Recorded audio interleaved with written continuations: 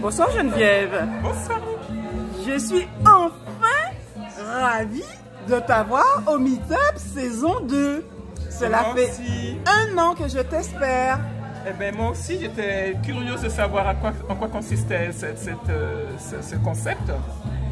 Et j'avoue que quand je suis arrivée aujourd'hui, que la salle s'est remplie, je me suis dit dans quelle affaire je suis, que des femmes. Parce que je ne suis pas du tout ambiance que femme. Bon, je savais bien qu'on n'allait pas parler chiffres.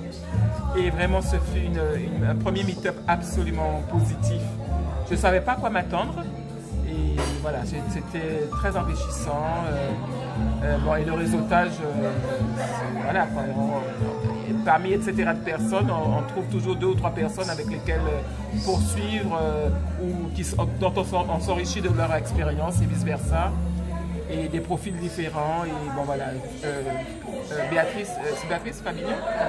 Béatrice Fabignon. Je l'avais rencontrée au bord de l'Oasis, là, pendant le truc de la gastronomie, un des premiers de la région. Et déjà, elle m'avait absolument... C'est bizarre, je pensais que c'était une invitée de la Réunion, de la pensée réunionnaise, et j'ai donc doublement fière de la savoir guadeloupéenne. Et son parcours atypique et définitivement, ça aurait pu être le mien. Dis-moi, revenons un peu à toi, Geneviève. Qui es-tu? Ben, je suis Geneviève. Bon, il y a plus heureux comme prénom. Bon, c'est ce qu'ils ont choisi. On va dire Geneviève. Voilà, je suis née à Caen. Voilà, que fais-tu comme métier? Je suis graphiste. J'étais directrice de la création de la presse à New York. J'ai fait beaucoup de freelance dans ma vie, beaucoup de freelance. J'ai rapidement quitté le salariat. J'ai souvent démissionné à Paris au moment où on pouvait démissionner et dire qu'on ne voulait pas parce qu'il y avait du travail quand même. Hein. Je ne suis pas tout à fait très jeune, donc c'était encore un moment où il y avait du travail. Mais c'est dommage qu'on ne puisse pas oser dire au patron aujourd'hui je démissionne parce que I can't take it anymore. Mais est-ce que tu es consciente du fait que on croit ne pas pouvoir dire non à un patron, mais qu'on a de plus en plus d'entrepreneurs, et en l'occurrence d'entrepreneurs? Voilà, mais mon souci, comme je disais il y a quelques jours dans une autre réunion, c'est que à notre époque, passer par le salariat permet de se confronter aux vraies valeurs de l'entreprise, de voir les erreurs d'une entreprise ou d'un entrepreneur, d'un patron, d'un chef de service, comme ses réussites. Et mon souci aujourd'hui, si c'est un souci, non pas que j'empêche ces gens de tourner en rond, mais à quel moment quelqu'un brillant sorti de l'école, brillant ou pas d'ailleurs, qui décide avant même qu'il ait eu le bac qu'il ne se frottera pas au salariat, à quel moment il aura des références, genre je suis vieille école, genre compagnon du devoir, à quel moment il aura pris l'empreinte de quelqu'un, d'un mentor ou de quelqu'un qui, pour des raccourcis, pour mieux réussir ou pour éviter les tracas ou autres. À quel moment, moi, je suis bénévole à 100 000 entrepreneurs. Ce sont des entrepreneurs ou des salariés qui vont dans les écoles, les lycées et collèges pour dire que tu ne seras pas que fonctionnaire, tu peux être entrepreneur. Et pour répondre à ta question, on a 100 000 entrepreneurs, d'ailleurs, dont la directrice régionale études Meetup, Valérie Larifla.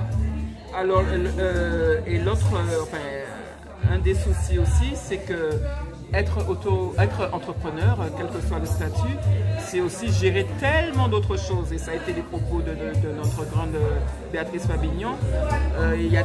Tant mieux qu'elle le fasse aisément. Elle semble très à l'aise en gestion et tout un ensemble de choses.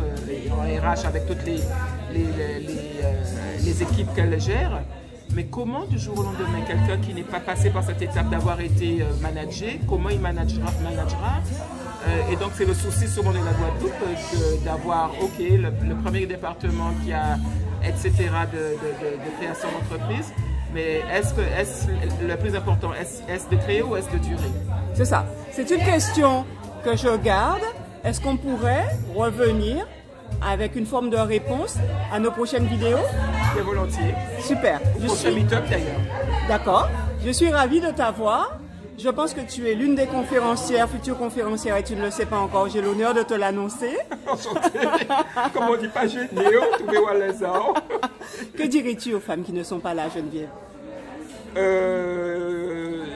J'avoue que je me suis dit que c'était un autre groupe. Ben non, c'est pas tout à fait un autre groupe de femmes. J'ai trouvé une dynamique particulière. Mais bien sûr, de ton fait, hein, c'est pas parce que tu es devant moi, je ne veux plus rien dire.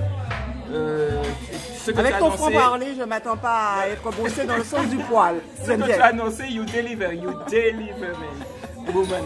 Donc vraiment, voilà, je pense que c'est un endroit à fréquenter, c'est un concept duquel il faut se rapprocher. Et voilà, quoi, je trouve ça convivial et en même temps, je repars pas comme je suis arrivée. Il y a eu un enrichissement d'une façon ou d'une autre. Ce n'est pas que social, ce n'est pas qu'une affaire d'échange de cartes de visite.